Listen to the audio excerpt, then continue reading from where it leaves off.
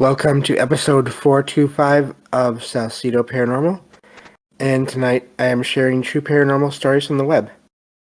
As always, you can find all episodes of the show along with links to social media and other ways to contact me at the podcast page, and that is salcedo.podbean.com. That's SALSIDO paranormal.podbean.com. Always happy to hear from you all, whether you have comments or questions or topic suggestions or stories of paranormal experiences, whether they're your own or from others that you trust. Happy to either read those or have you join me on the show to talk about them. Thank you all for listening, whether you make it for the live streams on Discord or you listen on the podcast or YouTube feeds, or if you listen on the Troubled Minds radio network, KUAP, digital broadcasting. There you can hear replays of 2 episodes of the show every night as of now at 6 p.m. Pacific, 9 p.m. Eastern. And right before Troubled Minds Radio comes on. I always want to thank Michael Strange, host of Troubled Minds Radio, and Leah Martin, host of the Exile Minds podcast, for producing the shows and putting the music in that you all hear when you at the start and the end of every show. So, let's see here. Excuse me.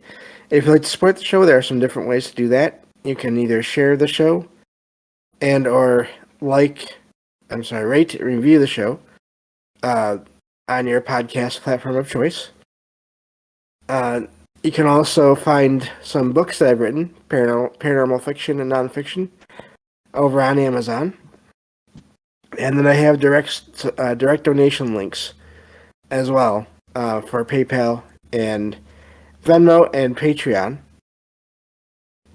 And these are all to help cover expenses for the show, such as equipment and research materials, and also attending events whenever I can, such as the Mid-Michigan Paracon, which I'm planning on going to later on this year. To do some, basically, to go there and experience that, and then come back and report on it to you all. So, hopefully bring some recordings back and play those on a couple of shows. So, any help is appreciated, though never expected, but even if you want to just put in a few dollars, every little bit will help, and make it easier to go and make more content, basically, for you all. So, I think that covers everything for now. And I can get on to the stories here. So, let me see. So, I have several stories here set aside. So, let me get into this first one. Alright. This one says, I was in my bedroom one late night, early morning, when I noticed a woman in the yard, singing and humming. She was wearing a colorful dress of some kind. She seemed to notice me looking at them. Suddenly, she moved across the yard, floating approximately 50 feet. The humming and singing sounds then came from right outside my window. Also, I hear unexplained knocking sounds and other noises on a regular basis. My house is located near train tracks, which supposedly increases the likelihood of paranormal activity. And that's where that story ends. I wonder if the apparition that was making those sounds or whatever that was went away. I'm guessing so. I hadn't heard about the train tracks. I'm going to have to look into that.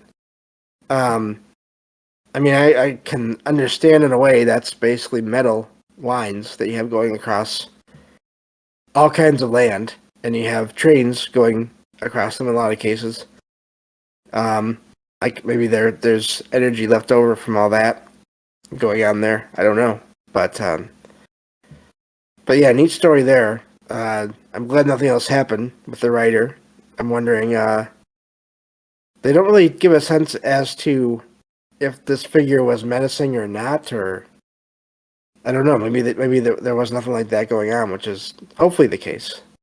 Um, but yeah, I'm wondering what that's about. If there was some kind of if that was a human apparition, if that was a human spirit, then maybe they were just. Again, I always wonder if over time, when people are in that non-physical form, if they learn how to do different things that normally we can't do in our physical form, or if it was some other kind of entity that could just take on that or take on that form, or did have that form, but also had other abilities as well.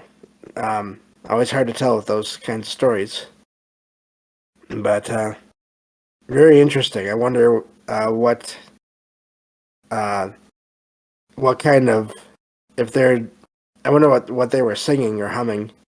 Uh, I'm guessing the writer didn't know, otherwise they may have said. But um, if it was a specific thing, then that could also be looked on as sort of magical, in a way.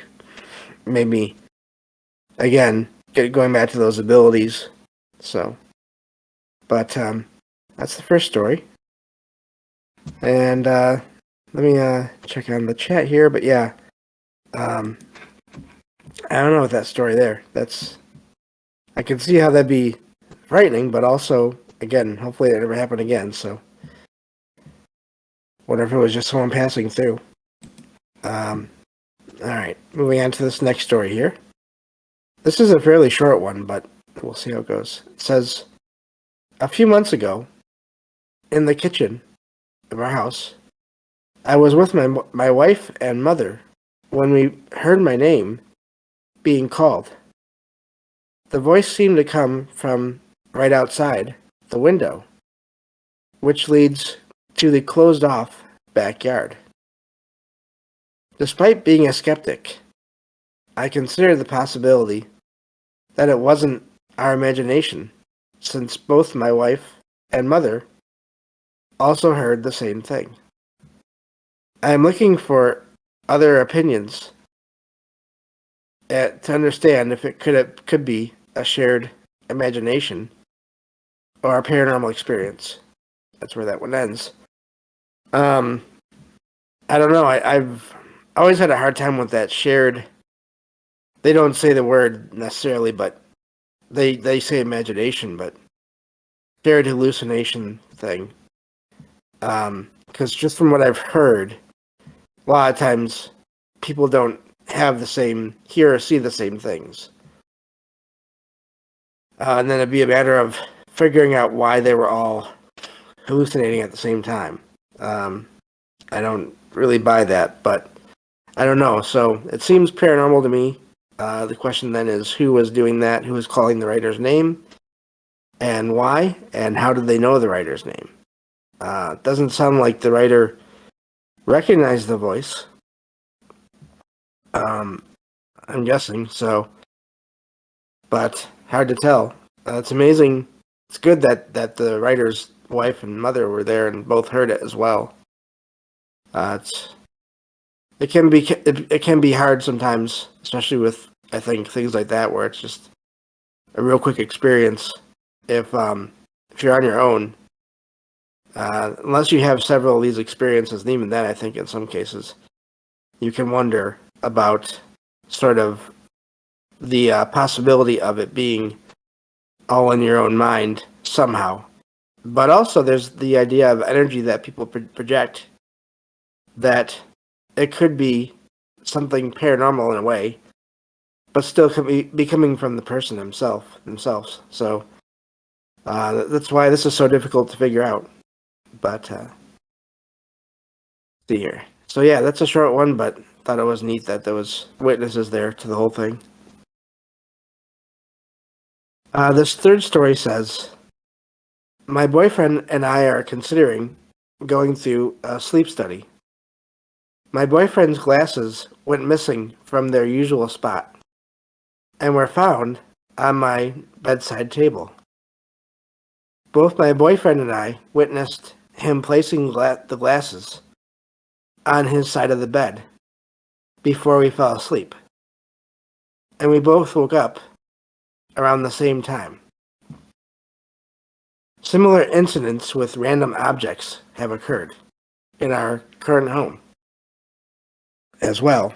I am trying to find a logical explanation to test before considering other possibilities.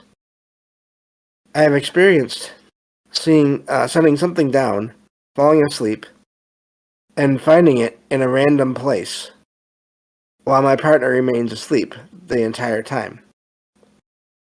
I'm looking for input as to what is going on here. And that's where that story ends. That is, I wonder about sort of astral projection and or, again, some kind of unconscious energy that's being put out there that maybe moves the objects. The only other thing I can think of is there's someone or some force or some entity there trying to get the writers, maybe the writer and their boyfriend, get the attention of the people there by moving these objects in such a way that they can't dismiss the objects being moved as having been something they did without realizing it because they're asleep. But then the fact that they're asleep when all this happens, again, makes me wonder about those other possibilities. If they're...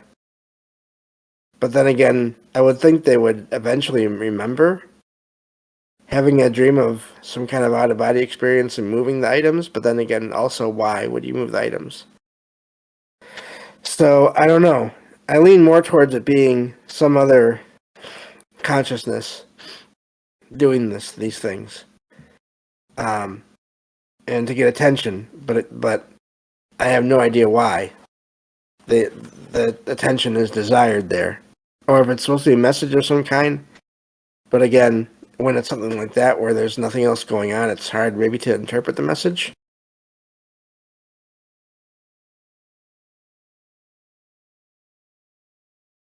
Sorry about that. So I don't know with that one, but I'd almost be curious about setting up cameras in the home. But then if you do that and you start seeing objects moving, I can see that being frightening as well. If you get video, I mean, it'd be amazing in one way, because then you have this footage of these objects being moved around. But again, yeah, I see your comment there, Rohan. I think you're in the wrong channel there, but Rohan says, even regular events, eyewitness is always differing. People add and subtract things. But yeah, very true. So hard to know what's going on there. So, but yeah, an interesting story there. I wonder again if anything else ever happened after that, if it's continuing to happen. Hard to say. And I meant Rohan, if you're hearing this, you're in the wrong text channel. Join the stage text channel here, and then I can read your comments again as well. So, or in the future as well. So, and that goes for anyone listening as well. That if you're in Discord at the moment. So, but so yeah, moving on to the next story here. Let me see. Okay, back to the file. Let me see. Okay, there it is.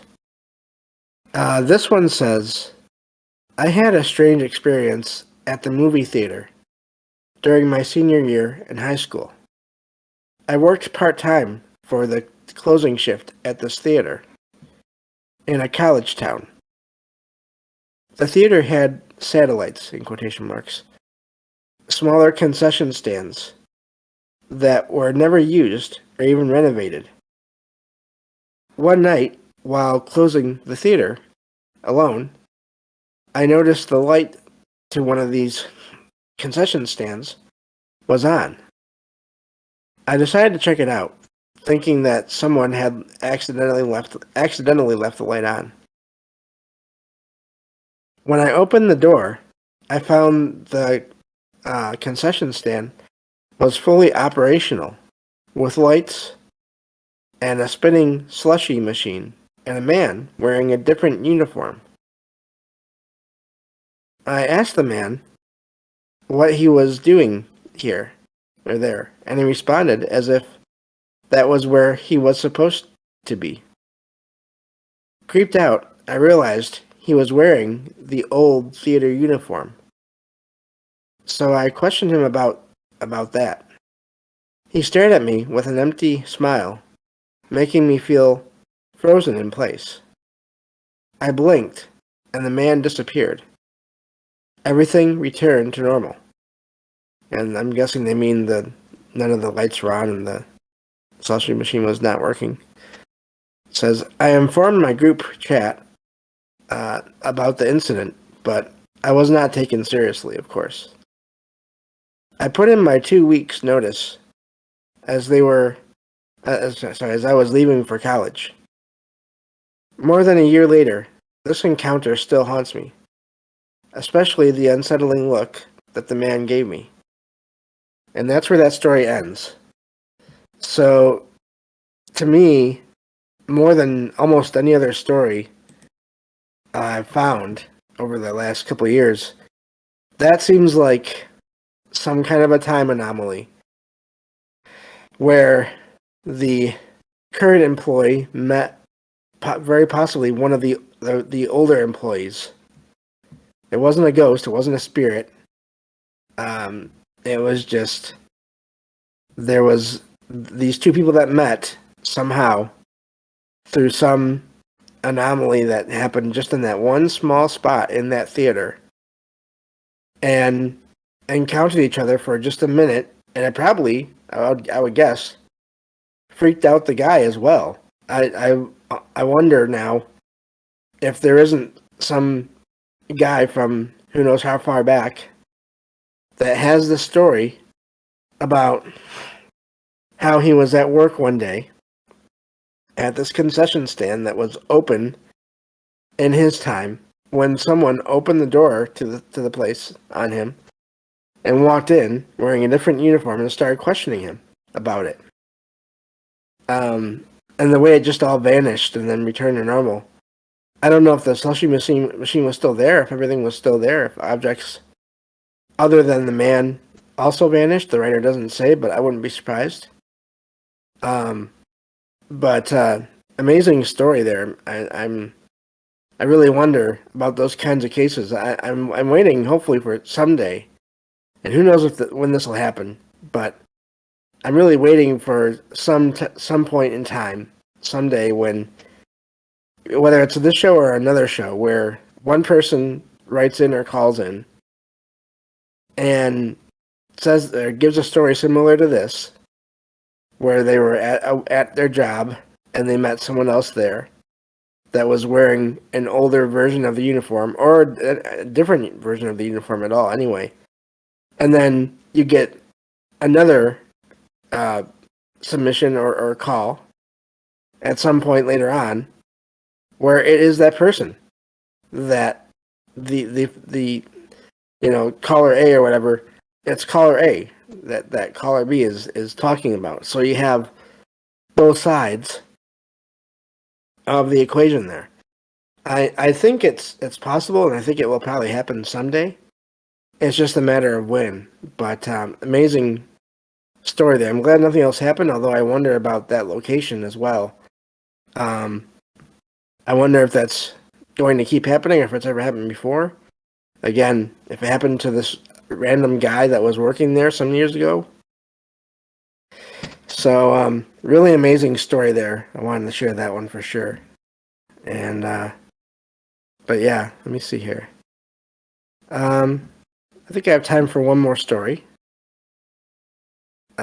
This says, and I hear something vibrating or shaking in my apartment here, and I can't go get it right now, but hopefully it's not coming through too loud. I had cleaning crew come over here today and move things around, so there's things that have changed, little things. Anyway, sorry about that. This says, I was watching TV with my fiance and talking with her, on and off, as well. Suddenly, I saw a bright orange-yellow ball of light appear above my fiancé's head. It appeared silently, quickly intensified in brightness, and then vanished. The sphere was softball-sized, with 2 light tendrils, though I couldn't make out much else. Even though she didn't see the sphere itself, she yelled, "What the heck was that?" It turns out that she saw the ambient light from the orb as well. This happened in broad daylight at around 3:30 p.m. Initially, I thought it might be ball lightning, but it's rare indoors as far as I can tell. One thing to note is that the area where we live has a fair amount of UFO sighting reports. Also, there is a research laboratory with a particle accelerator nearby. I have pictures and videos of ball lightning in the area, different colors, red, green, blue, but none of them look like what I saw. I'm curious to know others' thoughts or explanations for what happened. That's an amazing story there. That's done. I mean, that story is ended there. And then these other little factors, these other details, where the writer is close to, apparently, according to them, and they don't mention the area, which I don't blame them, but they're close to this already potentially active paranormal hotspot. Plus, they see ball lightning on a regular basis, which, again, depending on how it acted, I would wonder if it is ball lightning or if it's just orbs of some kind. Plus, they say they live near a particle accelerator. That's quite a bit of things going on there in that same area outside the house, and then you have this thing appear inside the house or the home. And the tendrils, that's something that is different. You don't hear that with a ton of orb or light stories. Once in a while.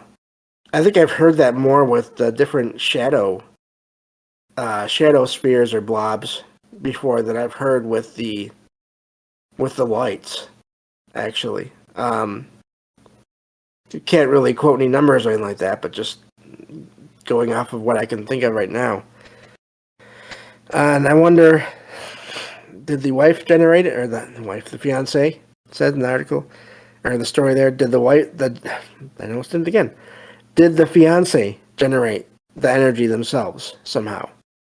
Or was it attracted to them and just checking everything out? And then just left? It's just impossible to know what was going on there, but it sounds like it must have been bright for the fiancé to see even the residual light from it. If it was right above her head, where there's no way she could have seen the object itself. So, I don't know with that one. That is amazing, though, especially with the other connections to the area. The particle accelerator, which just happened to have in the area, and then it being a UFO hotspot. But that's all I have for today. Thank you all for listening, and I will talk to you all on the next episode of Salcedo Paranormal. Take care.